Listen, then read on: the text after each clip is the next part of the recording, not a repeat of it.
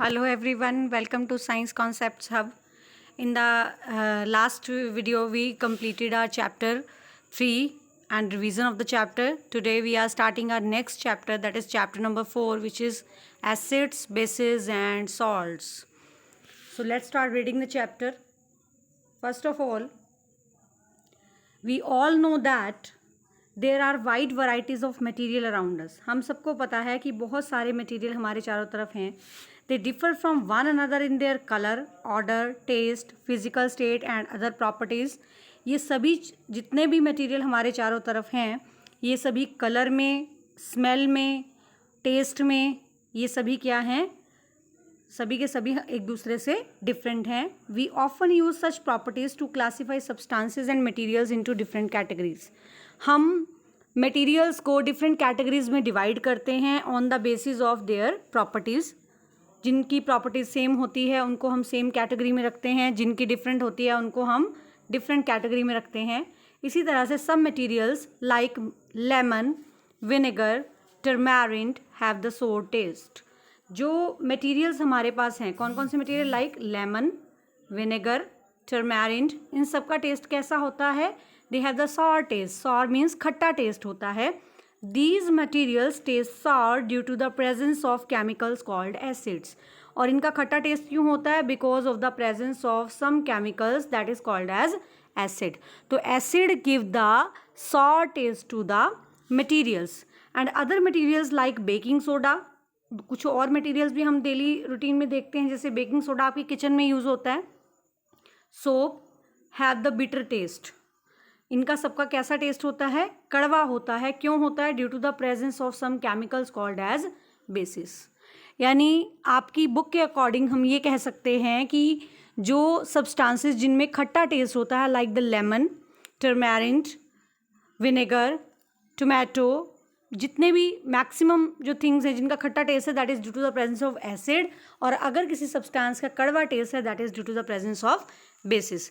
But एक चीज़ का हमें इसके लिए ध्यान रखना पड़ेगा कि हमें कभी भी इन चीज़ों को बिना किसी अननोन सब्सटेंस को हमें कभी भी टेस्ट नहीं करना है. It is dangerous to taste any unknown substance either at home और इन स्कूल. जिन चीज़ों का हमें पता है, जिनको हम रूटीन लाइफ में खाते हैं, यूज़ करते हैं, उनका हम यूज़ कर सकते हैं, उनको हम टेस्ट कर सकते हैं, बट अननोन चीज़ों को आप टेस्ट नहीं करेंगे. क्लियर? नेक्स्ट है उसके बाद the term acid has been derived from the Latin word. Acid word जो है ये हमारी इंग्लिश लैंग्वेज का वर्ड नहीं है. ये कौन सी लैंग्वेज का वर्ड है? It is the word of Latin language. कौन सी लैंग्वेज का वर्ड है ये? लैटिन लैंग्वेज का. और लैटिन वर्ड कौन सा है? एसिडस. तो एसिडस से एसिड आया है, जिसका मीनिंग क्या होता है? The meaning of acids is sour. Sour means खट्टा taste. It means the sour tasting materials contain acid. Sour taste करने वाले जितने भी मटेरियल्स होते हैं उन सब में क्या प्रेजेंट होता है? That contains acid. उन सब में एसिड प्रेजेंट होता है. नेक्स्ट हम देखते हैं एसिड्स को हम डिफरेंट कैटेगरीज में डिवाइड करते हैं. We can write it here. Acids are divided into two categories. One is the mineral acid. एक जो है वो मिनरल एसिड है, दूसरा क्या है? Organic acid. अभी हम पढ़ेंगे डिटेल में. ठीक है, एक हमारे पास क्या आ गया? Mineral acid. One is the mineral acid and second is the organic acid. इनको हम दो कैटेगरी में डिवाइड करते हैं. Let's study.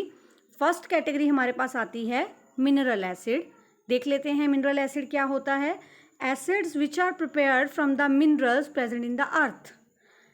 एसिड जो अर्थ में प्रेजेंट मिनरल्स से बनाए जाते हैं. मिनरल्स आप सबको पता है क्या होते हैं. मिनरल्स जैसे कि हमारे पास होता है different type of minerals are present, like calcium.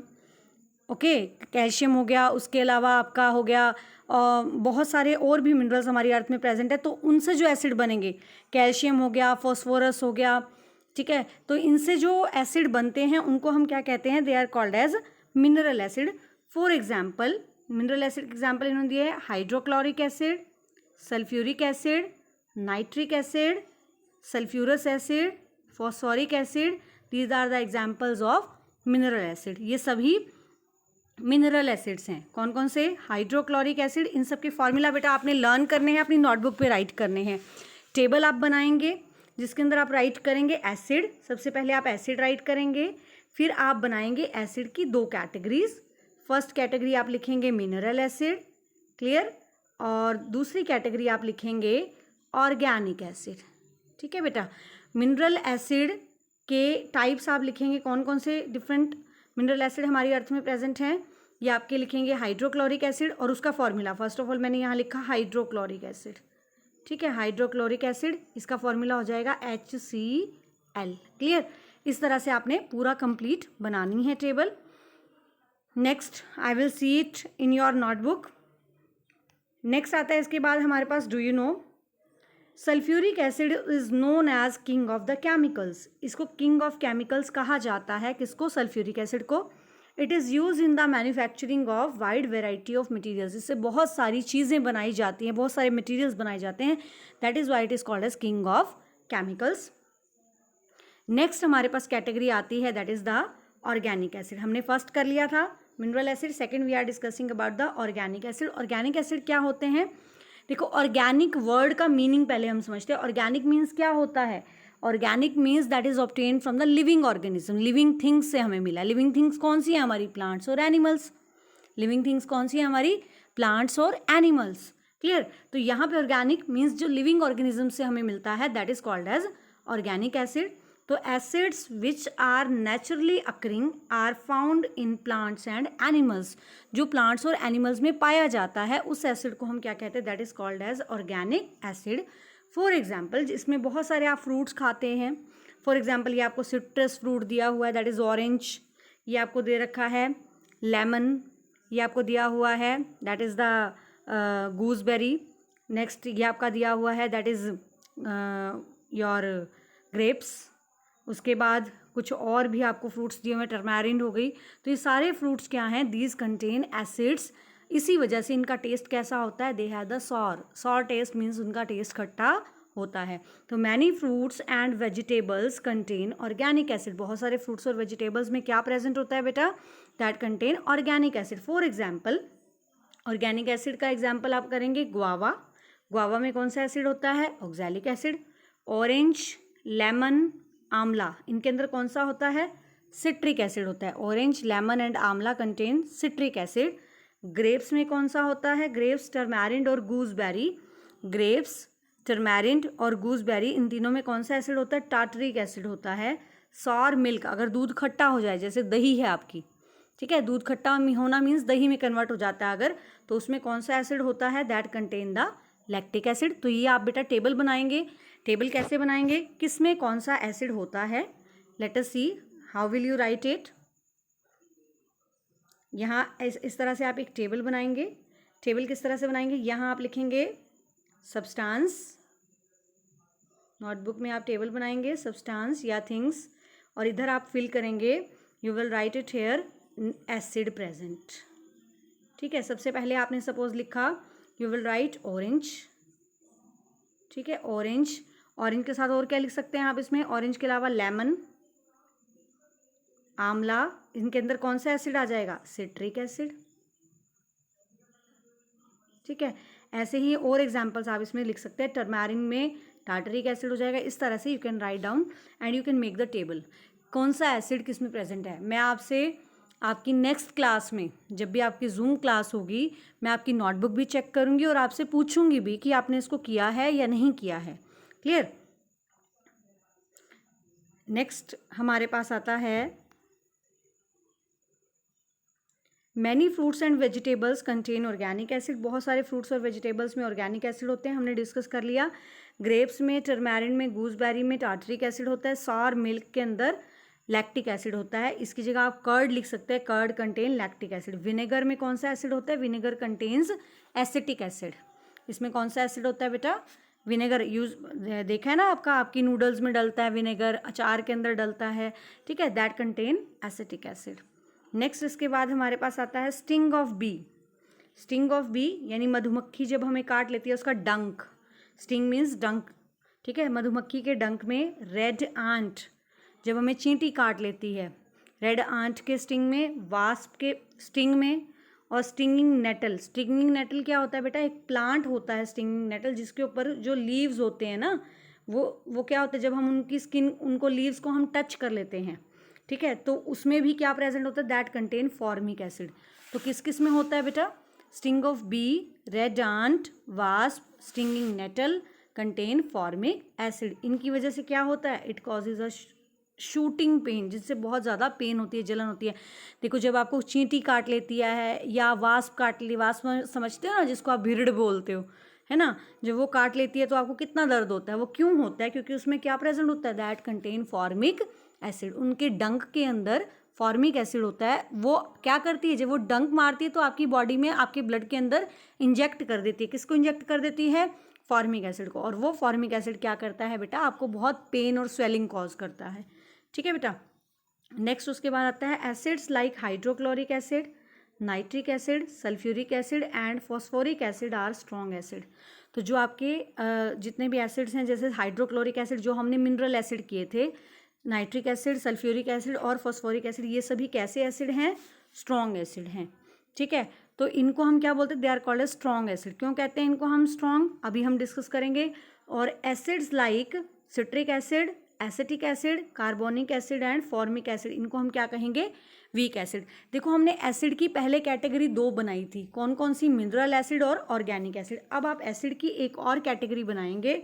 कौन कौन सी कैटेगरी आप बनाएंगे एसिड की, you will make the category that is acids are divided into 2 categories. Acids को आप 2 कैटेगरी में डिवाइड करते हैं। एक और कैटेगरी आप बनाएंगे अपनी नोटबुक में। एक होते हैं आपके स्ट्रॉन्ग एसिड और दूसरे आपके होते हैं बेटा वीक एसिड। ठीक है, तो आप इसमें स्ट्रॉन्ग के एग्जाम्पल लिखेंगे, जैसे कि हाइड्रोक्लोरिक एसिड, जैसे कि HNO3 नाइट्रिक एसिड, जैसे कि सल्फ्यूरिक एसिड, ये आपके स्ट्रॉन्ग में आ जाएंगे। और वीक में आपके कौन से आते हैं, वीक में जितने भी ऑर्गेनिक एसिड हैं, चाहे वो सिट्रिक एसिड है, चाहे वो आपका टार्टरिक एसिड है, ठीक है, जितने भी ऑर्गेनिक एसिड हैं लाइक एसिटिक एसिड जो प्लांट्स और एनिमल्स में मिलेंगे, वो सारे क्या हैं, organic acids are the weak acid.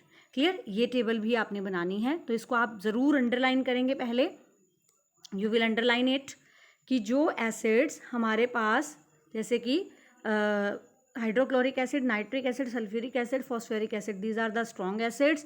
और एसिड जैसे कि citric acid, acetic acid, carbonic acid, ये सारे क्या हैं, formic acid are the weak acids. ठीक है, बाकी ज़्यादा डिटेल हम इनकी हायर क्लासेस में पढ़ेंगे। नेक्स्ट हमारे पास आता है acid manufactured in the factory. Acid जो फैक्ट्री में बनाए जाते हैं, दे आर हाईली कंसनट्रेटेड, वो बहुत गाढ़े होते हैं, कंसनट्रेटेड होते हैं। ठीक है, दैट इज़ वाटर कंटेंट उनमें बहुत कम होता है। इसका कंसनट्रेटेड का मतलब क्या होता है, मीन्स जिसमें पानी कम है और जो एसिड का अमाउंट है वो ज़्यादा है, that means water content in them is very low. ठीक है, और इनकी कंसंट्रेशन को हम कैसे कम कर सकते हैं, अगर हमें इनकी कंसंट्रेशन घटानी है तो कैसे घटाएंगे, हम उसमें क्या ऐड कर देंगे, we will add water to them, हम उनके अंदर वाटर ऐड करेंगे। ठीक है, so acids having a low concentration are called as dilute acid. अगर हम एसिड में वाटर मिला देते हैं और फिर दोनों को मिक्स कर लेते हैं, जितना ज़्यादा पानी मिलाते चले जाएंगे उतना ही वो एसिड क्या हो जाएगा, डाइल्यूट एसिड हो जाएगा। जो एसिड हमारे पास नॉर्मली मिलते हैं, फैक्ट्रीज में बनाते हैं, वो कंसनट्रेटेड होते हैं क्योंकि उनमें वाटर कम होता है। अगर हमें उसको पतला करना है, अगर हमें उसको डाइल्यूट करना है, तो कैसे करेंगे, हम उसको bye adding water into it. तो वाटर डालने के बाद एसिड क्या हो जाते हैं, डाइल्यूट हो जाते हैं। क्लियर। नेक्स्ट हमारे पास आता है, इसमें आपको गिवन भी है बेटा, concentrated acid must always be diluted by adding acid to water slowly and not by adding water to acid। जब भी हमें एसिड को डाइल्यूट करना है तो हम क्या करते हैं,